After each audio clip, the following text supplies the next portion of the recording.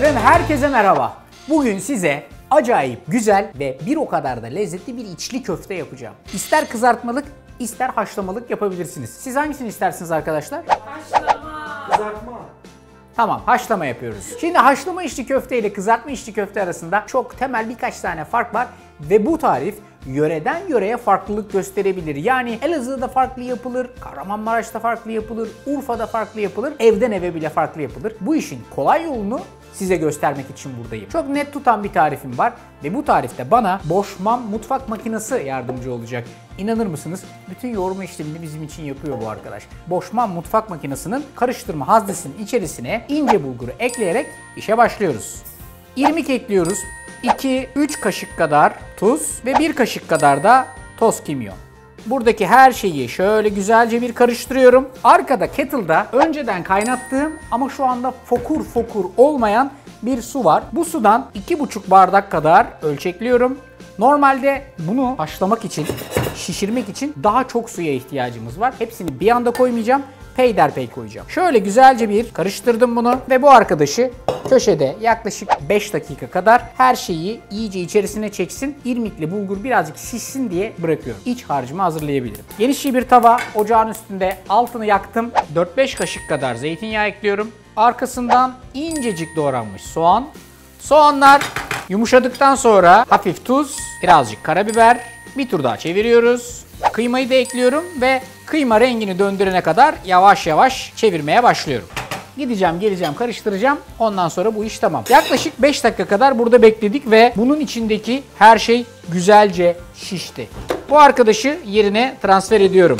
Ve yoğurma işlemini benim için Boschmann mutfak makinesi yapacak. Bakınız bunun ucunda çantasından çıkan birkaç tane uçtan biri var. Bir çırpma teli çıkıyor. 2 bir tane kanca çıkıyor hamur işleri için ki ilerleyen safhalarda kancayı da kullanabilirsiniz burada. Bir de böyle hafif palet bir uç çıkıyor. Bu palet uç bu iş için gayet ideal. Takıyorum palet ucunu ve başlıyorum yavaş devirde çevirmeye. 20 dakika kadar bunu iyice yoğuracak. Ha isterseniz elde tezgahta yoğurun. Yorulursunuz. Yoğurmak istemiyorsanız sizin için bu işi bu arkadaş yapacak. Kıvamına bakacaksınız ve çeyrek bardak sıcak su ekleyeceksiniz. Ekleyeceğiniz su miktarı 2 su bardağını geçmeyecek. Bu çalışırken biz buna dönebiliriz. Kıyma kendini iyice bıraktı. Artık diğer ilaveleri yapabilirim. 1 yemek kaşığı kadar domates salçası, 1 yemek kaşığı biber salçası ilave ediyorum. Salçayı da kıymayla soğana iyice yediriyorum. İşin içerisine birazcık kimyon ekliyorum. İnce doğranmış cevizi ekleyip ocağı kapatıyorum. Her şeyi güzelce karıştırıyorum. Bundan sonra bu iç harcı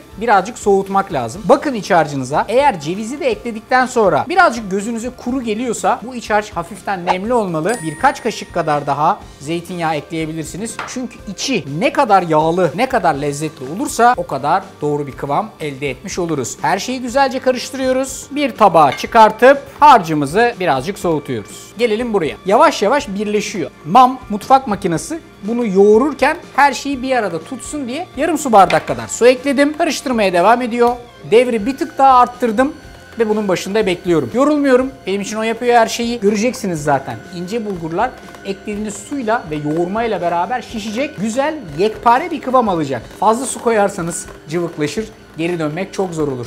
Takriben 20 dakikanın sonunda bakınız ne hallere geldik. Az evvel bahsettiğim üzere bu palet ucu çıkarttım ve buradaki hamur ucunu işin içine dahil ettim. Hamur ucu bunu daha böyle kanca gibi toplayarak güzel bir hale getiriyor. Toplamda da 2 bardak sıcak suyu toplamda yavaş yavaş ihtiyaç duydukça üstüne ekledim. Gelen kıvam şimdi size göstereceğim. Bakın bu şekilde biraz gövdeli, hafiften ele yapışır bir kıvamda iyice birleşmiş vaziyette. Tamam. Tezgahın üstünde kıymayı soğuttum. Hatta ve hatta derin dondurucuya sizin için bu olurken ufak da bir hazırlık yaptım. Bunu ustalar yapıyordu. Ben de zamanında onlardan görmüştüm. Bu şekilde hamuru soğuttuktan sonra yapacakları formun içine girecek vaziyette böyle kıymaları porsiyonluyorlar. Birazcık soğutuyorlar. Ben 10 dakika kadar derin dondurucuda tuttum. İstediğim kıvama getirdim. 2 şeye dikkat ediyoruz. 1. Elimizin altında avucumuzu ıslatmak için su olmasına. 2. Yapacağımız forma göre bu hazırlığı yapmaya. Ben bunu yuvarlak yapacağım. Çünkü zamanında Elazığ'da yemiştim. Bayılmıştım. Öyle yapmamın aynı aynısını yapmasına imkanı yok. Elimden geldiği kadar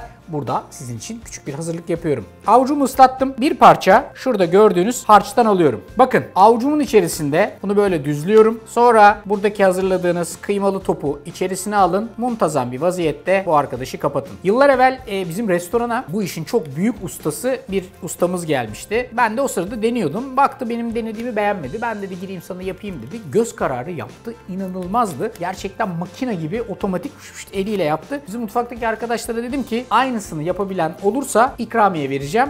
Herkese de 2 tur şans vereceğim dedim. Tabii kimse yapamadı. Kapatma işlemini yaparken mümkün olduğu kadar hamurunuzu patlamayacak, kırılmayacak, çatlamayacak vaziyette her tarafını eşit kalınlıkta olacak şekilde yapın. Piştiği zaman fevkaladenin de fevkinde bir sonuç ortaya çıkıyor. Ben şimdi hızlanayım, şunları yapayım. Orada da zaten su kaynıyor. Sonra pişirmeye geçiyoruz.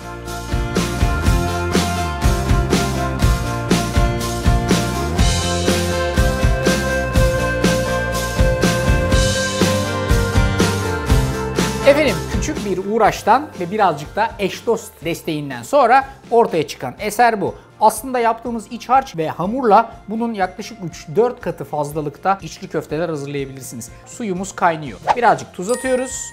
Altını iyice yakıp kaynar suyun içerisine bu arkadaşlarımızı dikkatli vaziyette bırakıyoruz. Hangi boy yaparsanız yapın bunlar güzelce piştikten sonra su yüzüne çıkacak. Çıktığı zaman pişti demektir. Eğer bunun çatlamasını, içeride kırılmasını bir nebze daha engellemek istiyorsanız ne yapmanız lazım Berşan Hanım?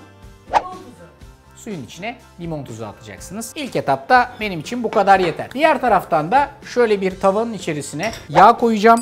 Üstüne nane ve pul biber. Sonra da pişer pişmez direkt servise geçeceğiz. Fevkaladenin de fevkinde noktaya geldik. Bak böyle de servis yapıyorsunuz. Şunun görüntüsünün güzelliğine, mükemmelliğine, muhteşemliğine bakar mısınız? Bir de tadına bakmanın vaktidir. Efendim bakınız ortadan ikiye çatlıyor. Evde nefis bir içli köfte yaptınız. Hiç yorulmadınız. Gayet güzel, lezzetli, kıvamlı. Yemek için biraz soğumasını bekleyin ama. Yapması, yemesi hepsi bir ayrı olay. Benden bu kadar. Buyurun karşınızda işte. Buyurun. Buyurun. Buyurun.